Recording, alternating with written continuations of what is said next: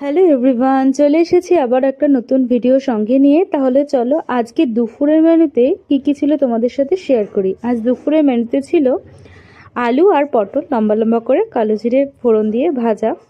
Simple মেনুটা ছিল কিন্তু ভালো খেয়েছিলাম। তারপরে ছিল সুন্দর একটা ডিমের কারি। তো ডিমের কারিটা খুব একটা বেশি হয় না আমাদের বাড়িতে, তবুও সেদিন হয়েছিল, খেতেও খুব ভালো হয়েছিল।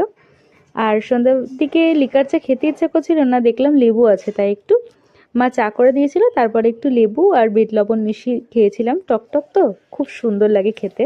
চা আর বিস্কিট দেখে মনে হচ্ছে দেখো একটা শরবত, কিন্তু না, এটা হচ্ছে লেবু চা।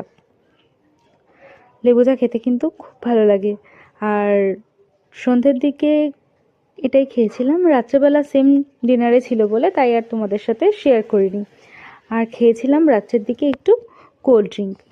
তো এটাই ছিল আজকের একটা ভিডিও। তাহলে বলো সকলে কেমন লাগলো, ভালো লাগলে একটা লাইক করো, কমেন্টে জানিও কেমন লাগলো।